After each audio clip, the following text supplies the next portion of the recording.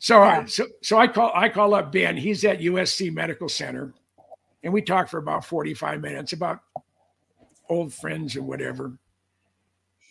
And these are the last words he told me. He said, Jim, we have things out in the desert that's 50 years beyond what you can comprehend. And he knows I can comprehend a hell of a lot.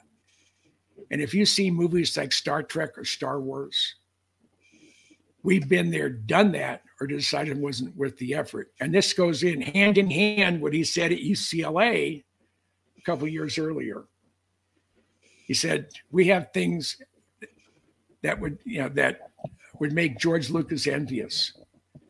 I said, Ben, you want to expand upon that? He said, no.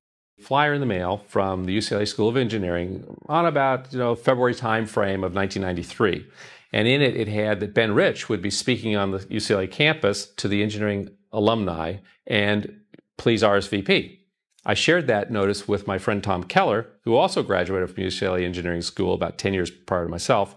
And Ben, being the past CEO and chairman of Lockheed Skunk Works, was like a dream come true. So I said, Tom, you won't believe I got this letter in the mail. Let's go see it. Here's the flyer. But we showed up. It was in the Alumni Center, and about 200 engineers were there, a polite little buffet, and we sat down for a presentation where Ben took us through his 40 years at Lockheed Skunk Works. Starting out with the U-2 spy plane, he did it all in slides, through the SR-71, which made him famous, all the way up through the F-117, which had been announced like 10 years prior to this date. I think it had come out in the early 80s. And so there was a 10-year gap of nothing there. And he kind of alluded to the Aurora, but he kind of joked about it, right? But when he finished his talk, there was a slide of a black disc zipping off into outer space. And he ended the talk with these words: we now have the technology to take ET home. And the entire place busted up laughing. And Tom and I are looking at each other thinking, don't they understand what this man just said? About 25 of us ran up to see Ben, right? As normal speakers, you have people gather around the speaker at the end. And we started asking questions, polite questions at first, but then finally some lady said, tell us about this technology that goes to the stars. But he said, let me ask you something. He says, do you think it's possible to travel to the stars? And the engineer took like 3 steps back, like, why are you asking me this question? And he said, well, yeah, it'd just take a long time to get there. Ben Rich said, no, it won't. There's an error in the equations. And we figured out what it was. And we now know how to do it. But then he abruptly looks at his watch and said, I've got to go. And he starts walking out of the thing. And I start following him out to his car. And I said, Mr. Rich, Mr. Rich. And he turns around and looks at me like, who are you? And I said, hi, I'm Jan Harzan. I said, I'm alumni. I really appreciate your talk. You did a great job. I said, you said some very interesting things. I said, I've always had a fascination with propulsion systems. I said, can you tell me anything about how this propulsion system works that goes to the stars? He said, well, let me ask you a question. How does ESP work? Pulled the first thing that came into my mind. I said, I don't know. All points in space and time are connected? He said, that's how it works. Turned around and walked away. Now, I don't know if he was saying that my answer was right, or he was just saying how it works is how ESP works. So he wasn't definitive on that, but I sensed that my answer was probably what he was looking for. And he didn't spend any time trying to explain it to me. He just said it and left. Jan Harzan and I attended a lecture in 1993 at UCLA where Ben Rich, as I say, the former president of Lockheed Martin Skunk Works, was to give a historical description of Lockheed Martin Corporation and the Lockheed Martin. And during his presentation, he said some very startling things. And I know that you have a vast set of documentation on Ben Rich, and you've done a lot of personal research with him. And I wanted to just cover some points here that I've been wondering about. Now, during the presentation at UCLA, which was in March 1993, Ben Rich made the statement that if you can imagine it, Lockheed Martin has done it. And I found that quite startling, particularly since he repeated it twice. He asked a question, basically. He asked, how are we going to get to the stars? And he answered his own question, and he said, we're not going to get there by using rockets and chemical propellants. We're going to have to come up with a totally new technology. And then shortly after that, he said, Lockheed Martin now has the technology to go to the stars. Now, my point is that he made a second presentation at Wright-Patterson Air Force Base in the same year, later in 1993. And I don't know anyone who has any knowledge about it except you. Can you tell us what your understanding of what he said in at Wright-Patterson Air Force Base? I'm just trying to compare the two. Absolutely, Tom. And you should feel very privileged to be one of the few that actually got to see and hear Ben Rich in person. Very few people have ever done that. I felt unusually privileged, but it was more of a stroke of luck than anything else. Wow, wow. Well, let me start off very quickly, if I may, Tom, to just give you the mindset of what Ben Rich was thinking of this at the time. And as you stated, you're correct. He was the director of the Skunk Works between 1975 and 1991. Um, and then within this New York Times book review of his book Skunk Works that he co-authored with Leo Janos, this is a book review done on January 1st, 1995. And I just want to read you two quick quotes here. And this is what Ben wrote in Skunkworks. It says, quote, I would strongly advocate reviews every 2 years of existing so-called black programs, either to declassify them or eliminate them entirely. Secrecy classifications are a burden to all and horrendously expensive and time-consuming. So you can see what Ben Rich is thinking about here. And then he goes on to state, in this review, it says, Mr. Rich further complains that once a program is classified secret, it takes an act of God to declassify it. This is consistent with what we've heard before, right, Tom? Yes, it is. Absolutely. I believe he made that statement at UCLA as well. That sounds correct to me. And then he concludes that that we should adopt, quote, sunset laws on security by which classification restrictions would be automatically nullified with the passage of time. And then interesting to note that such provisions were eliminated by the Reagan administration in 1982. So the bottom line and the point we're making here, Tom, is that out of all the top secret classified aircraft researchers in the world that have ever been around, and there's really not too many of them, by definition, the highest authority was Ben Rich himself, because he actually designed, built, and worked on those programs personally. However, according to Ben's own comments, even he couldn't get access to these classified programs. So if he can't get access to it, then we're talking about extra constitutional things that probably the president of the United States does not even have a need to know or have access to. I imagine that's the case. When I think back, maybe President Bush #1 is one of the very few presidents to have had detailed knowledge about this program within living memory. My sense is that probably Eisenhower and Truman knew something about it as well. But Right. You created a document called Legacy of Classified Aircraft. Right. It was in 2007. And this is a 11 by 17 document with basically diagrams of many of the secret aircraft and spacecraft that have been designed, developed in Palmdale, and then tested out in Nevada. And in one box here, it says that this was a quote from the Wright-Patterson Air Force presentation by Ben Rich in 1993. And the quote is, the Air Force has just given us a contract to take ET back home. That is absolutely correct, Tom, and you can bank on that. I did put together a list of Ben Rich quotes that I've been able to compile over the years. I stand by these 100%. I've vetted these. Anyone is more than willing to verify these if they wish. They can certainly check these out. It may pay to just run through some of these. What do you think? Yes, let's do that. Okay, let's because, do that. like I say, you're the only one that I personally know who has some inside knowledge of what transpired at Wright-Patterson Air Force Base later that year. Well, and by the way, before you sure. start, let me just say this. Some people might say, a skeptic might say, well, gee, he was just joking. Well, this gentleman was far from joking. He was absolutely serious. And also, I might point out that he was actually dying of cancer. And he died of cancer, I believe, in early 95. Is that right? That's correct. That is correct.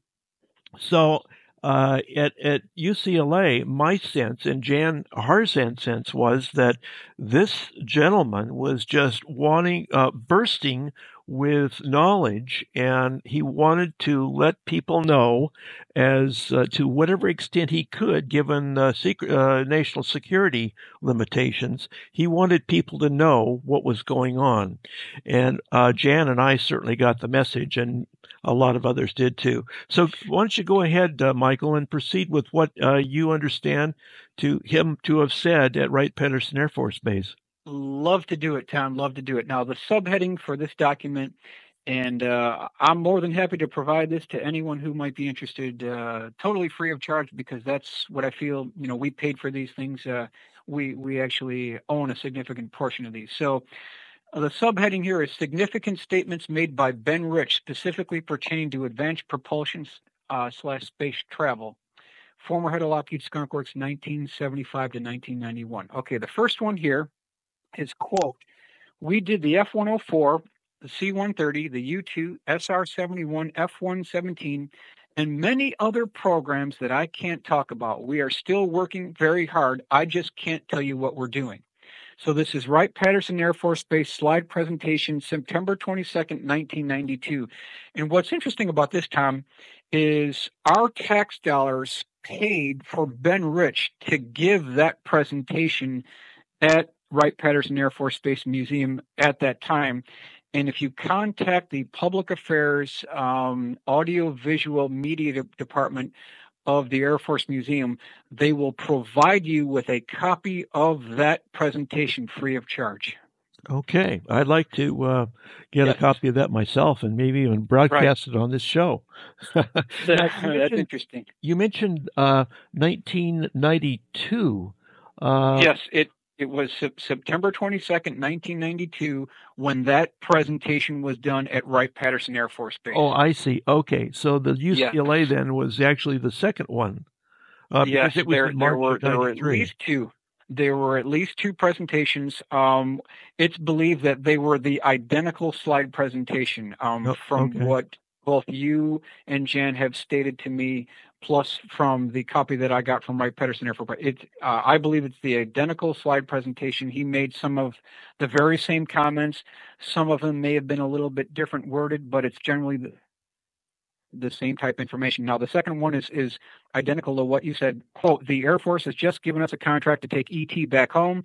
This was the last statement that Ben Rich made before the conclusion of his slide presentation. And interesting to note, the last slide that was shown on this presentation was a black flying saucer tilted at a 45-degree angle, like departing the slide. And he just popped this statement out of kind of nowhere, and people kind of joked at it, thinking that this was just a funny way to end the presentation. I wonder, Tom, if there was more to it. It seems like there might have been an encrypted symbolic message indicating that yes, Lockheed Skunk Works has made a propulsion system breakthrough through multiple billions of dollars of military industrial complex black budget funding. They were able to make that breakthrough. So I think there may have been more to that statement than meets the eye. Oh, I agree. My recollection at UCLA was that when he showed this artist drawing, after that he said, "And who knows what Lockheed Martin will be working on next?" Yeah. So it was pretty clear. And then, of course, my friend Jan Harzan was able to catch up with Ben Rich as he was going through the exit door. And he said, Jan Harzan asked Ben Rich, "How do UFOs work?"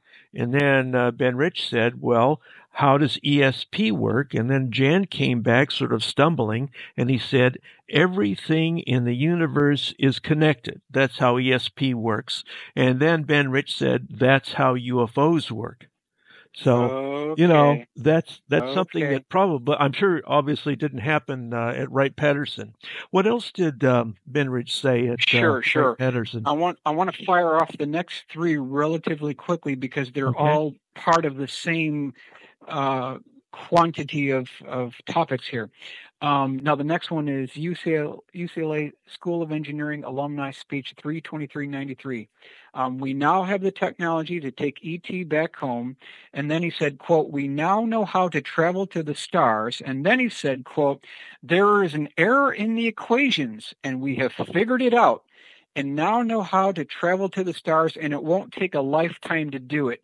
Think about the implications of what that means, Tom. This is consistent with what you told me that Ben stated that there were legions of theoretical mathematicians being hired at the Skunk Works. Yes, I'm that's thinking, right. why would that be the case? Why would you need a theoretical mathematician, at an aerospace plant? Are they working on calculations for star travel? That's what it sounds like to me, Of Tom. course.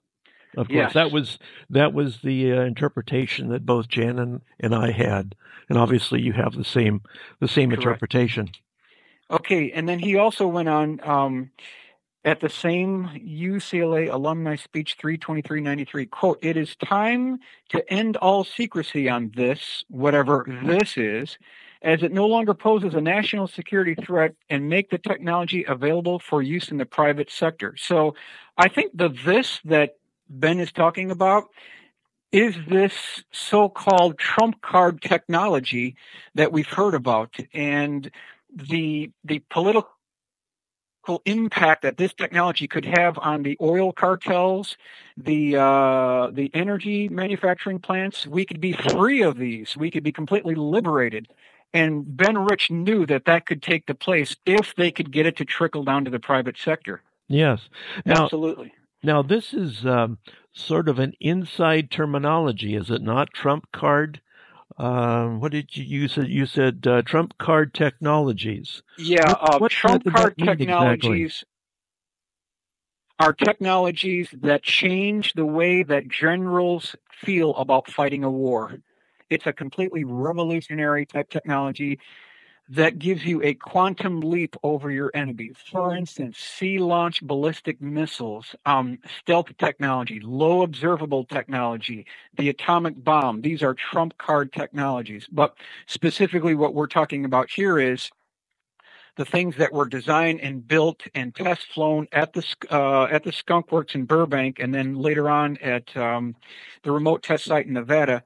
Those type technologies would give a general, a much more power projection technology, and they could definitely have a quantum leap over any enemy. Yes. Absolutely, Yes. absolutely. I don't know if you've seen this video. It's Jim Goodall. Yes. It's if you go to the internet and just input Ben Rich, there is a short video recording of Jim Goodall that's presented. And Jim was apparently a very good friend of Ben Rich. And my guess is he probably saw him during the last few days of his life. But Jim Goodall goes on to say that Ben Rich told him that there were things out in the desert that were 50 years beyond anything that Jim Goodall could imagine. Have you seen that video? I have seen that video, and I have spoken to Jim Goodall personally about that. On that video that starts off with the Jim Goodall um, talk, eventually they get into a lot of text. And they quoted some things that I wrote myself for the MUFON Journal back in 2010. But they also said things that certainly didn't come from me. And it's as if Ben Rich had said that we received certain technologies from crashed extraterrestrial craft, and it's using the word quotes, they said, and from hand-me-downs. In other words, as if Ben Rich had used the word hand-me-down. Do you know anything about that at all? I have heard those stories as well. I have not been able to confirm that Ben actually made that statement. I have heard those stories as well, and I will not put it on my list until I can pin it down. So right now, I just can't verify that. But just to back up very briefly what you were talking about with Jim Goodall, let me reference an article published in the Vancouver Sun on September 29th, 1992. They had a very interesting article titled Skunk Works, subtitled "The Evidence Stacks Up to a Near Certainty That a Revolutionary Step Has Been Made in Aircraft Design." This is exactly what Ben Rich was talking about. And then just to back up with what you were saying about Jim Goodall, yes, you're absolutely correct, Tom. Jim Goodall was a very good friend of Ben Rich. They had met multiple times and kicked around the feasibility of doing a non-holds-barred interview once and for all, where Ben would sit down, just him and Jim Goodall in a room with the videotape rolling, and then essentially Ben would let it all hang out and spill the beans. And it actually was agreed upon. Ben Rich did agree to do this, and Jim wrote a letter to Ben describing this whole thing. And he stated, Ben, if I don't take the initiative to do this, as in vet these projects out and get your final word on this for some of these programs, who will? Because it's just going to be lost to history. That particular letter is in the collection at the Huntington Library.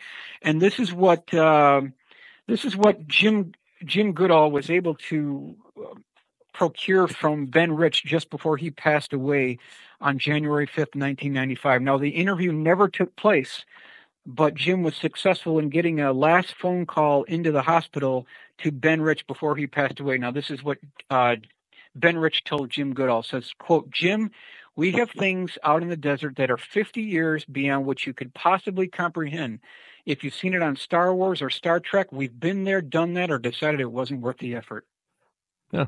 So there you go right there. I mean, you're talking about the highest authority, practically one of the highest authorities within military classified, unacknowledged special access programs, talking about technologies that are 50 years beyond what we can even dream of.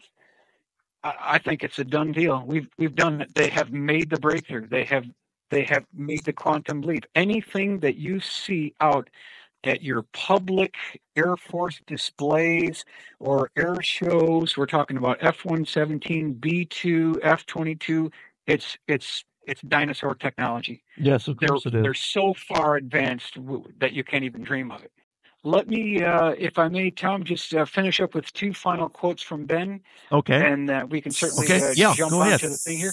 Now, next one comes from Stuart F. Brown, who is another very good aviation researcher. He was a friend of Ben Rich as well. This is published in Popular Science, October 1994, so I want to document where I'm getting this information. I'm just not pulling it up. Here it says, this has been, quote, "We have some new things. We are not stagnating. What we are doing is updating ourselves without advertising. There are some new programs, and there are certain things, some of them 20 or 30 years old, that are still breakthroughs and appropriate to keep quiet about. Other people don't have them yet," end quote. So there's another one of these comments. Some of these things are 20 to 30 years old, and yet they're still breakthroughs. So again, these technologies have not been allowed to be trickled down to the commercial industry for the benefit of the common person.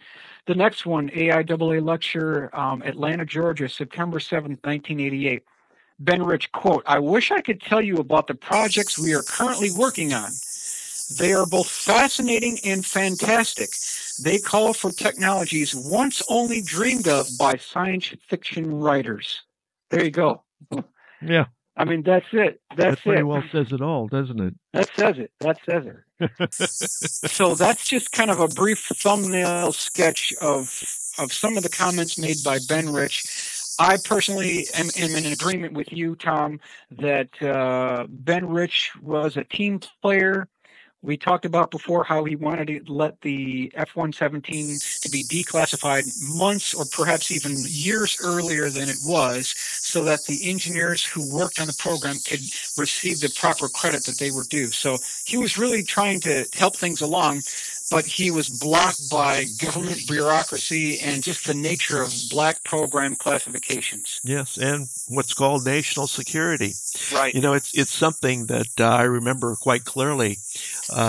When Ben Rich came out, when he first came out onto the stage at UCLA in 1993, one of the first words out of his mouth was that he recognized certain people within the audience as being from the CIA. And he said, "Don't ask me about the Aurora project because I can't say anything. And if I did, I would be sent to Fort Leavenworth." Yes. So, you know, he was quite serious about this. And so there were some things that he could say and a lot that he couldn't say, but he said enough for the message to get through to a lot of people. Right. I just personally, I just feel fortunate that that I have been able to pass along some of this to as many people as possible. It was such a ground shaking day for me. It just confirmed all of my personal opinions since I was about 8 or 9 years old. Oh, absolutely, Tom. And you'll recall that researcher Richard Dolan, in his recent presentation in California, Los Angeles area in July, stated that upwards of 50% of government documents are classified top secret. There, by default, that means that we have essentially lost 50% of our own history.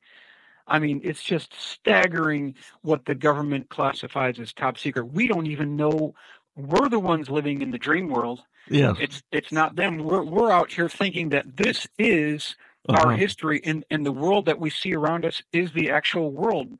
Right. In point of fact, that's not correct. The people who work on these USAP programs, they're living in the actual world. We're the ones that are mistaken, thinking that this is all we've got, you know, Yes, but they've got things that are so far beyond, you know. Yes. And think, Michael, about what we're all, and when I say all, I mean all of mankind is missing in not having some of this technology brought forward so that everyone in the world could benefit from it. It's a sad state of affairs.